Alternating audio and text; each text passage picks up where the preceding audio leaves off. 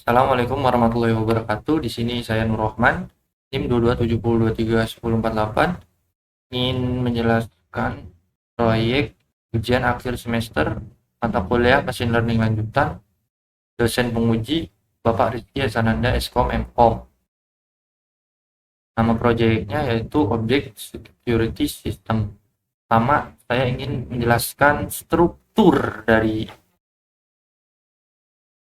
proyeknya atau direktorinya. Pertama di sini ada PY Cache. PY Cache di sini tuh isinya tuh file bytecode dari modul yang telah dikompilasi, maaf, agar pas di aplikasi dijalankan waktu loading ulang modul tuh lebih cepat. Terus ada log activity. Log activity itu tempat nyimpen log aktivitas harian sistem. Ini kalau beda hari, beda file JSON. Contohnya di sini kan. Tahun, bulan, tanggal. Tanggalnya beda, tanggal 20, tanggal 21. Isinya apa sih di dalamnya? Dalamnya tuh ada struktur. Contohnya di sini ada timestamp, event, status, detail, capture path, macam-macam. Nah, untuk timestamp itu waktu kejadian. Kemudian ada event. Event itu jenis peristiwa yang terjadi. Yang jenis peristiwanya itu macam-macam. Ada initial kamera detection, ada defense mode enter, ada baseline set, stop change, sama alarm acknowledge. Kalau initial kamera detection itu awal kamera nyala, statusnya masih info, masih baru nyala, baru pop up kamera. Terus ada defense mode enter, itu masuk ke mode defense, keamanan. Ini masukin kode akses dulu baru bisa masuk. Itu ada baseline set, pas masuk defense mode kita bisa set baseline. Nah, kalau udah set baseline, nanti eventnya tuh baseline set. Kemudian ada stock change. Stock change itu event perubahan stok stok objeknya nambah atau jumlah objeknya yang nambah, berubah objek atau jumlahnya yang berubah. Kemudian ada alarm acknowledge. Alarm acknowledge itu biasanya alarm bunyi terus dimatiin. Contohnya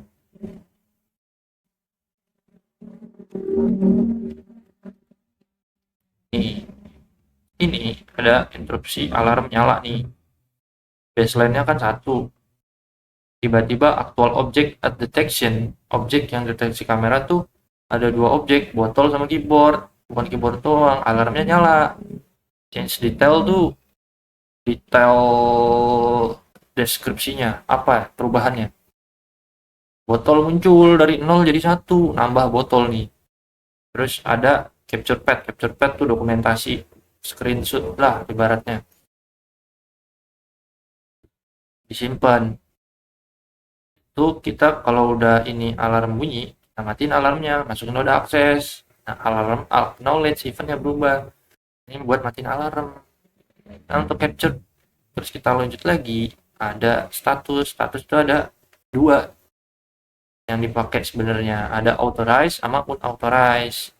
Sedangkan ada satu lagi namanya info. Info itu biasanya kalau kamera baru pop up, eventnya namanya statusnya namanya info. Kalau authorize itu kalau ngeset baseline dan lain-lain, masukinnya lewat defense mode, masukin kode akses, itu authorize. Kalau unauthorized itu tiba-tiba tahu objeknya berubah, jumlahnya berubah tanpa masukin kode akses, itu unauthorized. Nanti buat dokumentasi screenshotnya, kalau di sini nih dibagi dua, di screenshot store aman di folder ini.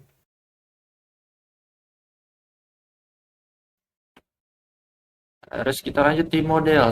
Model isinya model YOLO. YOLO yang kita pakai itu versi 8 nano. Kenapa pilih yang nano? Karena dia tuh seimbang antara kecepatan dan akurasi, terus lebih enteng juga. Cocok buat aplikasi real time. Terus di sini ada virtual environment yang bakal kita pakai. Ini disimpannya di sini. Project kayak instalasi global, isolasi dependensi, biar proyek tuh daftar pustakanya tuh tepat, nggak konflik sama proyek lain. Terus ini ada alarm MP3, ini alarmnya yang bakal dipakai seandainya bakal bunyi. Nah, seperti itu. 16 detik. Kemudian ada ini tell state JSON. Ini nanti bakal dipakai. Ini tuh baseline yang udah pernah di set sebelumnya. Kita keluar aplikasi ini, matiin, tutup. Kita buka lagi. Baseline-nya bakal kesimpan. Ini botol 2. Jadi kalau kamera nyala, yang kedeteksi botol 3, alarmnya langsung bunyi. Terus ada file Python 3 config main utils. Kita bahas dulu yang pertama di config. Di config di sini pertama kita import OS buat berinteraksi dengan sistem operasi. Gunanya OS di sini buat manipulasi pet file. Ini bakal ada file pet kita ubah ke ini variabel. Di sini kita ada variabel direktori utama proyek base dir dasar directory lah istilahnya. Kita mau ini buat muat pet ke objek seperti sistem. Caranya pertama kita cari pet directory name yang absolute pet file config. Jadi directory dari config di objek seperti sistem. Disimpannya dia tuh pet ke folder objek security system. Nah, ini bakal dipakai lagi di pet folder penting. Kita buat lagi. Cuma kalau di sini dalam objek seperti sistem, dalamnya ada folder lagi. Kita pakainya bukan dir name, directory name. Kita pakai join di dalamnya. Untuk di sini ada variable log directory, ospet dalam base directory yang tadi objek seperti sistem. Nah, foldernya apa? Log activity ini. Dalamnya berarti pet ke log activity, sama kayak gitu. Apa nggak base directory? Karena directory-nya ada di changedir, spreadsheet bawahannya authorized sama unauthorized dalamnya dipakai change directory. Untuk model sama juga info file pentingnya. Kita petnya tuh nggak cuma folder, kita bisa masukin file. Cuma kalau file di dalamnya kita bisa nambahin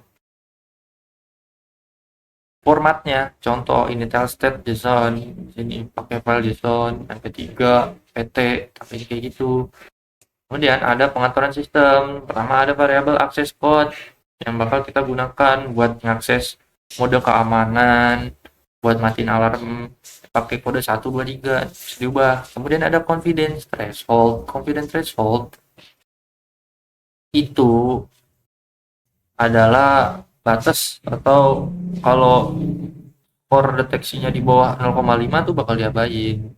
Confidence kepercayaannya di 0,5 tuh kita pakai rasio jadi 50% gitu.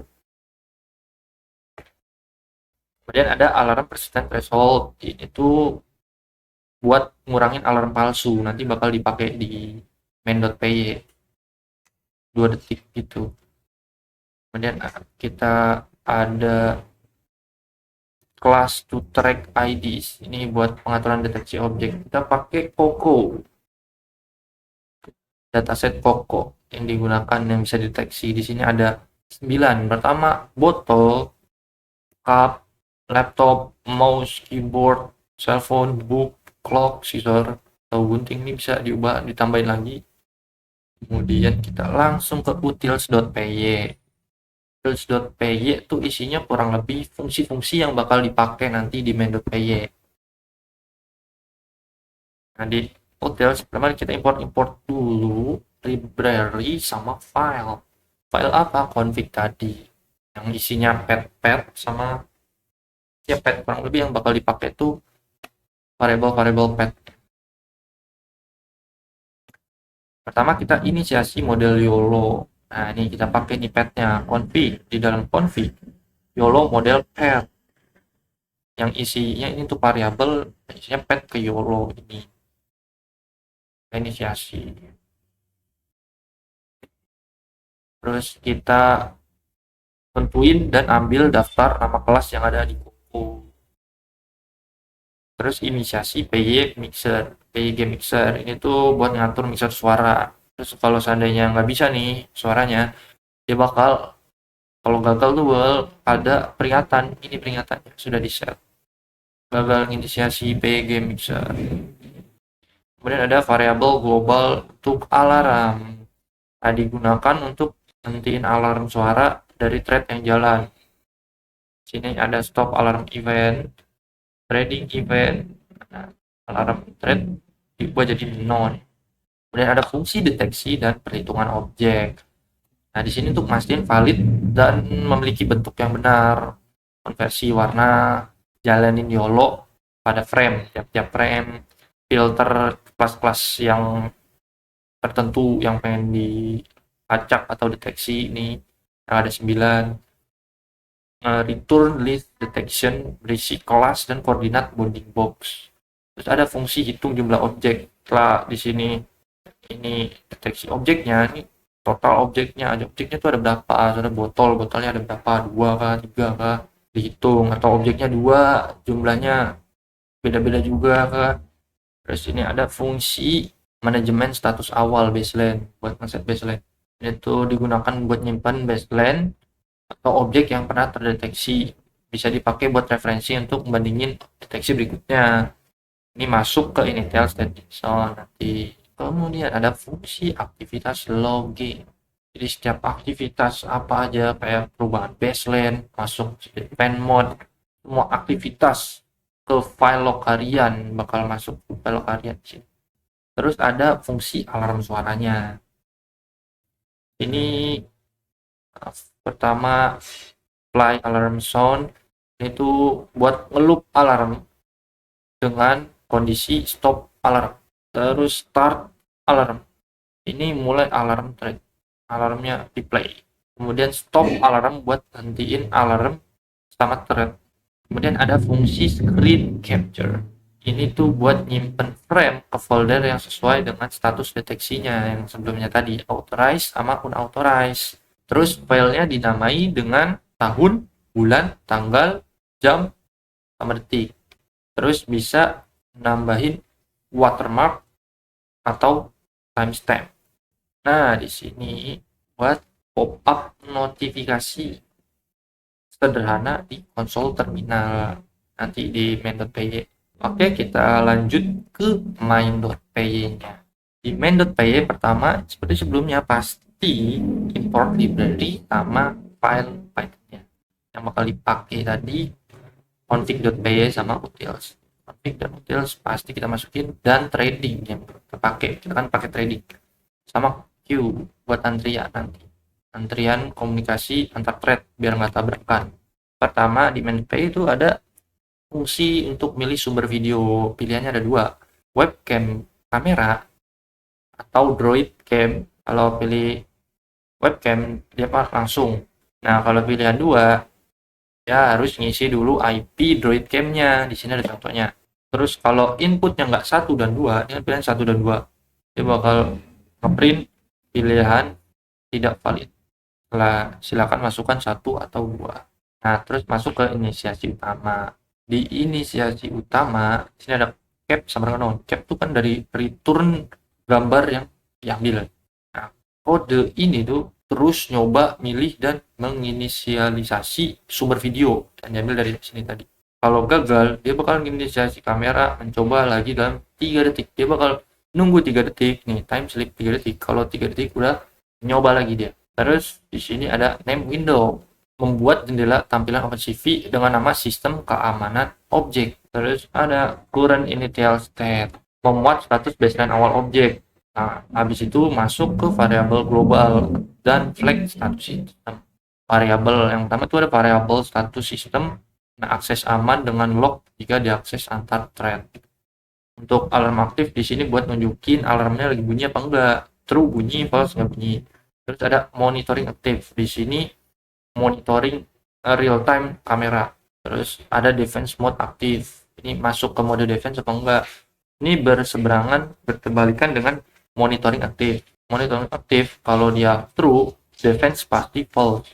Kalau monitoring false, defense pasti true. Terus ada last frame change, ini nyimpan salinan frame terakhir di mana perubahan terdeteksi.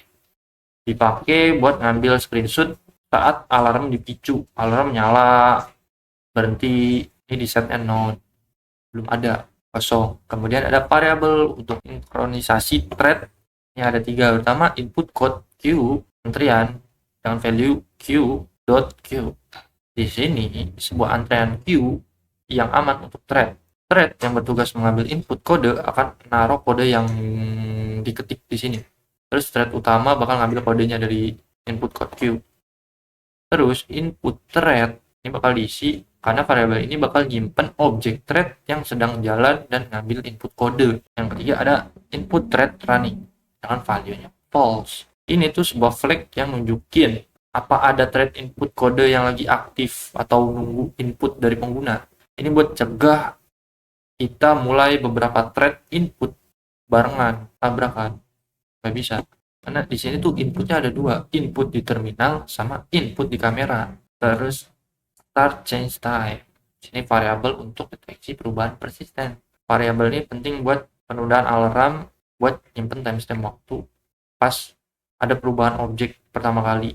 Kalau perubahannya bertahan lebih dari alarm persistent threshold yang sebelumnya kita set di config lebih dari 2 detik lah, baru alarmnya bunyi dipicu. Global status log untuk melindungi akses ke variabel global yang diubah oleh thread. Ini tuh objek log dari model trading. Dalam program multithreading, ketika ada beberapa thread ngebaca, nulis variabel bersamaan, jadi bisa jadi error kan. Terus lanjut ke fungsi-fungsi utamanya. Dev set baseline manual. Ini tuh fungsinya bakal dipanggil ketika pengguna pengen ngatur ulang baseline objek yang harus dipantau. Kemudian ada dev get code input threaded. Kalau ini adalah fungsi yang dirancang untuk dijalanin di thread terpisah. Tugas itu buat minta input kode akses dari pengguna. Itu dijalanin terminal. Terus ini bakal ngeprint instruksi di terminal. Mau apa? Mau ubah baseline kah? Atau masuk keluar defense mode? Ada keterangannya. Mau quit keluar dari sistem atau matiin alarm. Kemudian loop utama dari aplikasi sistem ini.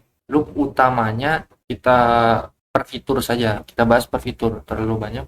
Pertama dari while true di sini, dari red sini. While true tuh jantung programnya, dia bakal ngulang terus deteksinya. Dari red frame dari sini sampai continue selesai. Ide utama di sini tuh menjaga aliran video tetap hidup, responsif. Sistem tuh ngelihat terus-menerus apa yang terjadi di depan kamera, mendeteksi tampilan objek. Sampai sini. Ini adalah inti dari kemampuan melihat sistem. Ide di sini itu mengidentifikasi objek-objek yang menarik feed kamera dan secara visual tuh nyorotin layar agar pengguna bisa lihat apa yang dideteksi. Nah, biar bisa ngelihat, pakai bounding box kita kotakin. Terus ada nama objeknya apa. Ini buat lognya. Lognya bakal ada di sini. Buat create log di log activity. Fitur selanjutnya informasi status dan objek di layar kamera. Bagian ini tuh fokus pada penyajian informasi penting pada pengguna secara visual di jendela kamera. Ide utamanya membuat informasi mudah dibaca dan tidak tumpang tindih, memberikan feedback instan tentang status sistem dan objek yang dipantau. Pertama di sini ada pengaturan posisi. Nih, ini buat atur tampilannya. Nanti kalau ini tampilannya di sebelah kiri atas. Ada nampilin tanggal, waktu, jam, terus jumlah objeknya ada berapa, tiap objek terdeteksi dengan indent, nambahin ada spasinya biar rapi, nggak tumpang tindih. Terus baseline-nya apa buat dibandingin sama objek yang terdeteksi di kamera. Itu tampilan yang di kamera. Dalam list tampilan detail perubahan. Contohnya botol muncul 0 jadi 1, bagaimana. Terus fitur selanjutnya perbandingan dengan baseline dan pemicu alarm. Dari sini sampai sini ada fitur buat perbandingan baseline dengan pemicu alarm. Fitur ini adalah inti dari fungsi keamanan sistem. Ide utamanya, sistem secara cerdas membandingkan apa yang dilihat di kamera dari kamera dengan baseline yang ditetapkan. Terus yang terpenting di sini juga ada penerapan dari penundaan alarm buat ngindarin alarm palsu akibat deteksi sesaat atau noise sensor. Kita ngeset baseline dulu nih. 1 botol. Terus kamera masih ngedeteksi satu botol yang dilihat. Ada di mana noise sensor membuat deteksinya sepersekian detik dia tuh nggak kedeteksi, tapi habis itu langsung kedeteksi lagi. Itu bisa micu alarm. Nah, di sini saya ngakalinnya lah, ibaratnya pakai penundaan alarm dengan threshold yang tadi di config. Alarm persistent threshold 2 detik. Kalau 2 detik ada hilang, nggak nyampe 2 detik muncul lagi, itu nggak hilang. Itu sensor yang bermasalah. Kalau lebih dari 2 detik baru alarmnya dipicu, alarmnya nyala. Ya, jangan lupa juga di sini pasti ada log activity yang bakal masuk ke file JSON sesuai tanggalnya. Habis itu ada indikator status sistem. Ini dibuat di posisi kanan atas biar gak tabrak. Di sebelumnya kan yang tanggal, jam, yang terdeteksi kamera sama baseline di sebelah kiri atas. Sekarang ini indikator status di sebelah kanan atas. Fiturnya tuh pengguna perlu tahu sistem secara sekilas. Ide di sini tuh nampilin status operasional sistem yang paling penting seperti monitoring, alarm, defense mode di lokasi yang udah terlihat di jendela. Karena kiri atas udah ada, kita buat di sebelah kanan atas. Terus tampilkan frame ke jendela penanganan input. Dari sini sampai if habis ini fiturnya itu ini bagian yang buat sistem tuh interaktif. Ide utamanya tuh adalah terus menampilkan feed kamera yang diperbarui secara bersama menggunakan input dari keyboard pengguna. Cara serta memproses kode akses mungkin diketik di terminal tanpa ganggu tampilan kamera. Ini yang misahin tadi. Jadi kamera tetap jalan tapi masih bisa nginput di terminal. Dipisahin. Input kamera bisa, terminal masih jalan. Seperti itu. Terus di bagian akhir di sini ada pembersihan akhir ibaratnya. Jadi setelah sistem selesai operasi ini, mau penggunaan keluar atau error fatal, penting untuk bersihin semua sumber daya, dihapus bersih selesai. Ini mencegah seperti kameranya tetap aktif atau jendelanya nggak ketutup. Di sini pembersihannya. Di sini except keyboard interruption, itu blok ini tuh dieksekusi jika pengguna menekan Ctrl C di terminal untuk menghentikan program secara paksa, hentiin loop. Jadi nanti kamera ketutup, program stop, nggak ngerani. Ada lagi di sini clean up setelah loop berhenti. Nah, ini pertama ada util stop alarm. Jadi alarm tuh kalau masih bunyi, kalau Ctrl C atau quit tuh selesai, mati alarmnya. Terus ada lagi di sini if cap is open. Kamera, kalau kameranya masih kebuka, di-release, menutup semua jendela OpenCV. Di-destroy all window di sini. Terus sistem command object telah dimatikan ngeprint ini. Mencetak pesan konfirmasi. Sekarang mari kita coba langsung sistemnya. Jalankan. Kita pakai, karena di sini sambil recording, saya recording pakai webcam. Deteksinya kita pakai Droid Cam dari HP.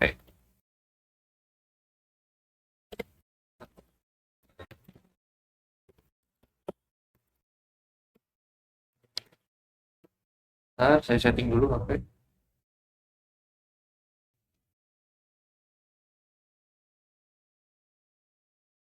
Oke.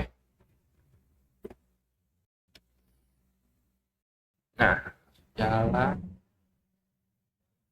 Oke. Di sini nggak bunyi alarm karena di sini baseline 2, deteksi botol 2 langsung. Benar. Kecuali saya ambil satu. Contoh, saya ambil satu.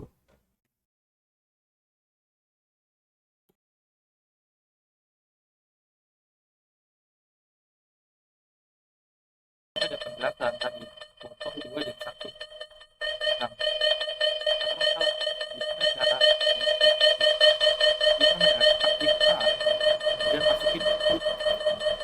akses diperbarui, baseline diperbarui juga jadi satu, alarmnya mati, ini di intro. Dan gimana cara kita set baseline? Pertama, kita masuk ke defense mode, klik D, kemudian masukin kode akses. Di sini ada pop-up defense mode offline. Kita bisa D untuk kembali monitor, atau B untuk set baseline. Kita mau set baseline. B. Maaf. Kita masukin dulu botol yang tadi biar jadi 2 lagi. Kemudian kita set baseline. Baseline-nya berubah kan? 2. Botol 2. Objek saat ini 2. Kalau udah, kita keluar dari defense mode. Klik D. Masukin kode akses.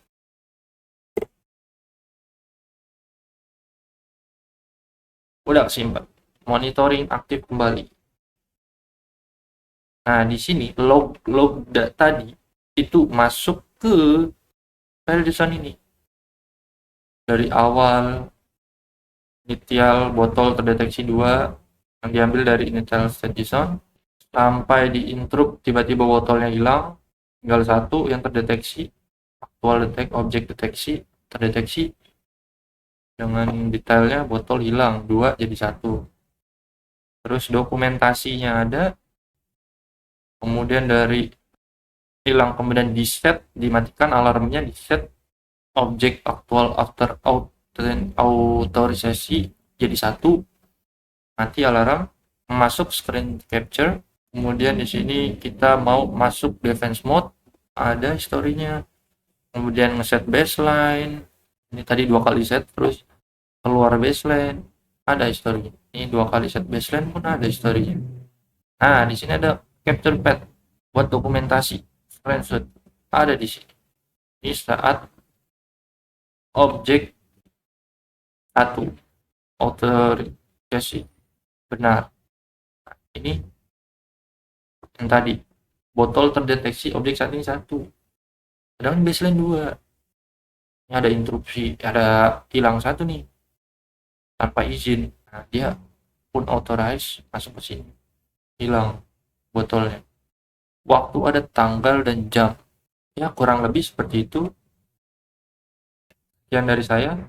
Kurang lebihnya mohon maaf. Wassalamualaikum warahmatullahi wabarakatuh.